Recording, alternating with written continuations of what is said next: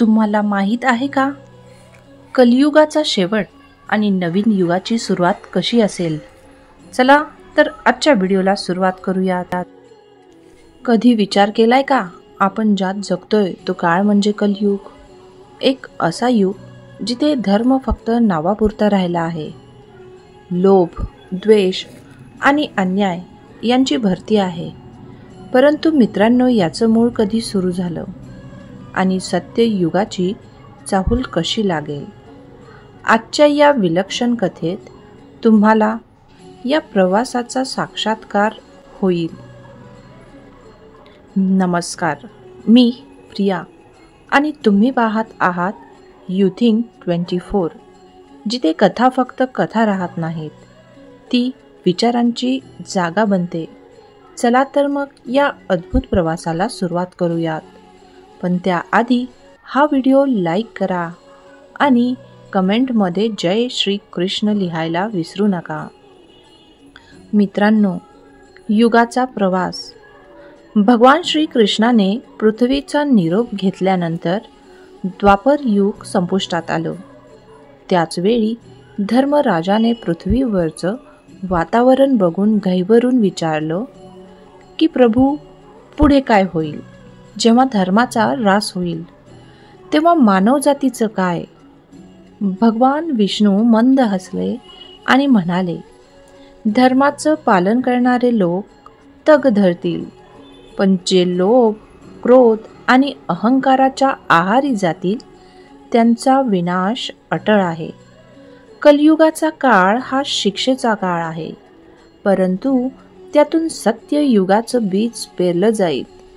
कलियुगाची सुरुवात कथा सुरू होते एका छोट्याशा गावातून, जिथे लोक साधेपणानं जीवन जगत होते. परंतु हळूहळू काळ बदलत गेला. लोकांच्या मनात असलेल्या शांतीची जागा लालसेने घेतली. स्त्रियांच्या केसांचे भविष्य. गावातील एका स्त्रीने आपल्या लांब आणि सुंदर केसांना कटवून नवीन फॅशन आणली. ती लोकांसाठी आकर्षणाचा केंद्रबिंदू बनली. परंतु तिच्या निर्णयामागचं कारण फारसं कोणालाही समजलं नाही. एका वृद्धाने तिच्याकडे पाहून म्हटलं, ही फक्त सुरुवात आहे. जेव्हा स्त्री तिच्या सौंदर्याचं प्रतीक सोडेल आणि लोभाचं बळी पडेल, तेव्हा कलियुग पूर्णपणे सुरू झाला आहे. असं समजा. पुत्र पित्याच्या विरोधात त्या गावातीलच एका घरात संपत्तीच्या वादावरून मुलाने आपल्या वडिलांवर हात उचलला. वडील दुःखाने घर सोडून जंगलात निघून गेले. हाच क्षण जिथे धर्मराजांनी स्वतःला आठवण करून दिली. हेच कलयुगाचं मूळ आहे. आता अराजकता फक्त वाढत जाईल. कलियुगाचा विस्तार. हळूहळू गावांपासून शहरापर्यंत कलियुगाची छाया पसरली. लोक स्वार्थी झाले, विश्वास उडाला आणि नात्यांमध्ये फूट पडली. कुटुंबातील विखुरणं. एका कुटुंबात भावाभावांमध्ये संपत्तीच्या वादावरून मोठा कलह झाला. घराच्या अंगणात ज्यांनी कधी एकत्र बसून भात खाल्ला होता, त्यांनीच एकमेकांवर तलवारी उगारल्या. धर्माचा ऱ्हास. गावातील मंदिरं ओस पडली. लोक फक्त दिखाऊ धार्मिक विधींमध्ये अडकले आणि खरी भक्ती संपुष्टात आली. समाजातील धार्मिक गुरुही भ्रष्टाचारात अडकले. कलयुगाचा चरमबिंदू. कलयुगाच्या शेवटच्या टप्प्यावर परिस्थिती अधिक भयानक झाली. मानवी नैतिकतेचा अंत. लोकांनी स्वार्थासाठी एकमेकांना संपवायला सुरुवात केली. स्त्रियांवर अत्याचार वाढले आणि लोक आपल्या भूतकाळाच्या संस्कृतीचा विसर पडला.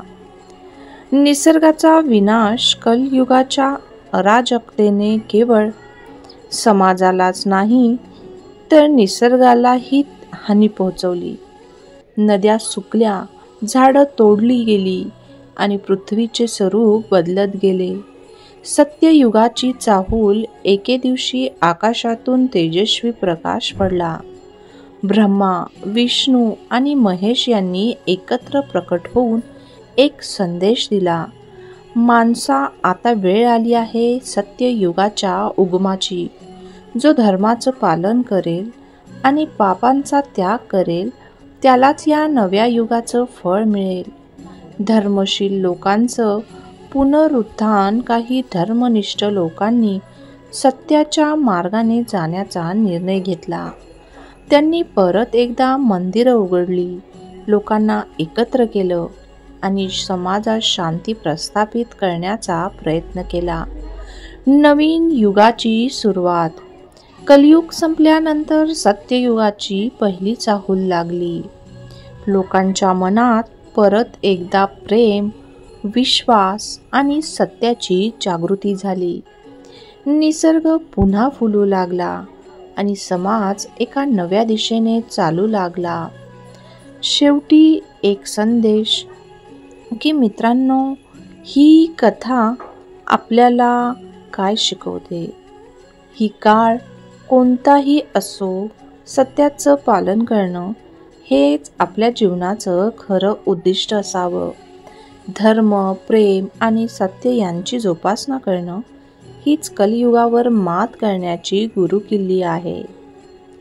आमचा उद्देश कोणत्याही प्रकारे अंधश्रद्धा पसरवणे हा नाही.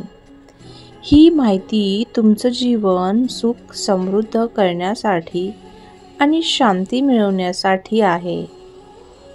तुम्हाला आमची ही कथा आवडली असेल तर YouThink24 या चॅनलला सबस्क्राईब करा आणि ही माहिती तुमच्या मित्रांसोबत नक्कीच शेअर करा.